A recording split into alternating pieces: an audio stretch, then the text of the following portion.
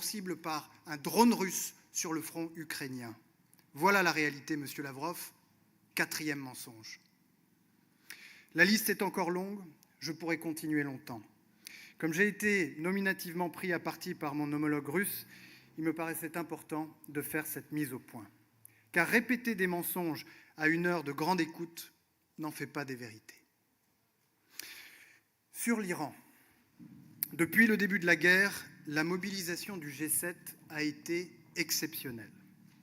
Le 28 février, au premier jour, nous nous sommes réunis, ministres des Affaires étrangères, en visioconférence. Le 11 mars, le président de la République a tenu une visioconférence avec l'ensemble des chefs d'État et de gouvernement du G7 pour évoquer les conséquences économiques de la guerre au Moyen-Orient, notamment la situation énergétique, ainsi que les mesures pour les atténuer, y compris la libération des stocks stratégiques. Les ministres des Affaires étrangères du G7 ont publié un communiqué le 21 mars 2026, rappelant leur soutien aux partenaires du Moyen-Orient face aux attaques injustifiables de la République islamique d'Iran et de ses supplétifs. Et aujourd'hui même, nous adoptons une nouvelle déclaration sur l'Iran au niveau des ministres des Affaires étrangères. La voilà. Elle appelle à un arrêt immédiat des attaques contre les populations et les infrastructures civiles. Rien ne justifie de prendre pour cible des civils de manière délibérée lors des conflits armés, ni de mener des attaques contre des installations diplomatiques. Et elle réaffirme la nécessité absolue de rétablir de manière permanente la liberté de navigation gratuite et sûre dans le détroit d'Ormuz, conformément à la résolution 2817 du Conseil de sécurité des Nations Unies et conformément aux droits de la mer.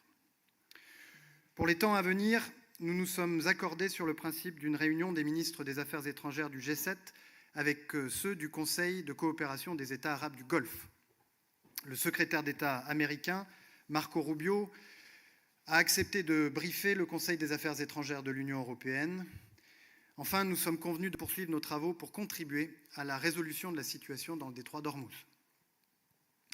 Au sujet du Liban, j'ai souligné que la gravité de la conjoncture régionale renforçait la nécessité de préserver la stabilité du Liban, de soutenir ses institutions légitimes, de préserver les civils, de garantir la pleine restauration de sa souveraineté. Enfin, nous avons pu échanger sur d'autres conflits et menaces sur la paix et la sécurité dans de nombreuses régions.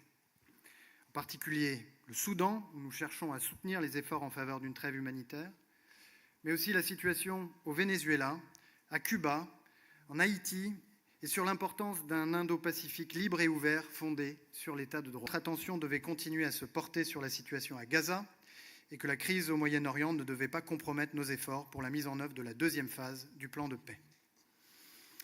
À l'heure de clôturer cette première réunion formelle des ministres des Affaires étrangères du G7, permettez-moi de dire quelques mots sur les perspectives pour la suite de la présidence française. La prochaine étape sera bien sûr le sommet que le président de la République accueillera à Évian au mois de juin. Les questions géopolitiques y seront naturellement abordées, mais certaines de nos initiatives concrètes pourraient également y aboutir. Nous continuerons à échanger entre ministres des Affaires étrangères du G7. Une prochaine rencontre informelle est prévue en marge de l'Assemblée générale des Nations unies, où je souhaite que nous poursuivions la dynamique de convergence avec les pays des BRICS sur tous les sujets sur lesquels il est possible. Et enfin, pour conclure l'année, nous tiendrons la deuxième réunion formelle des ministres des Affaires étrangères du G7 à Marseille, les 9 et 10 novembre, ce qui nous permettra de mettre en pratique les nombreuses initiatives concrètes sur lesquelles nous nous sommes mis d'accord au cours des 48 dernières heures, ici, au Vaud-de-Cernay.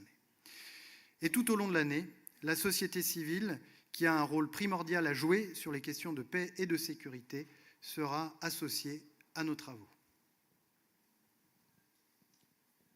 Merci, Monsieur le Ministre. Première question. Merci, bonjour.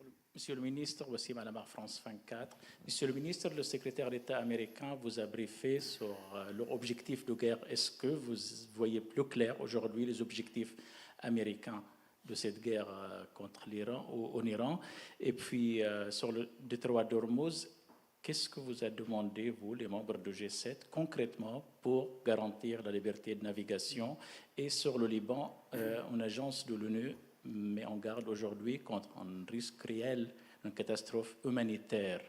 Quelle est votre réaction d'abord? Et est-ce que vous pensez que c'est encore possible de d'associer les deux théâtres libanais et iraniens?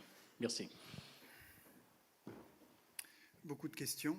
Sur la première, je ne vais pas parler à la place de Marco Rubio et je vous renvoie volontiers aux déclarations publiques qu'il a pu faire récemment et qui correspondent aux conversations que nous avons eues aujourd'hui. Les objectifs militaires affichés des États-Unis étant, je dirais, la mise hors d'état de nuire des capacités balistiques de l'Iran, si je devais résumer. Sur la deuxième question, qui est celle du détroit d'Ormuz, nous avons eu de nombreuses conversations tout au long de ces 2 jours, non seulement entre pays du G7, avec les États-Unis d'Amérique, mais également avec les pays que nous avions invités, et notamment l'Inde et l'Arabie saoudite, qui sont intéressés au premier chef, et pour différentes raisons. Il y a un consensus qui se retrouve, je crois, très largement au sein de la communauté internationale pour préserver un bien commun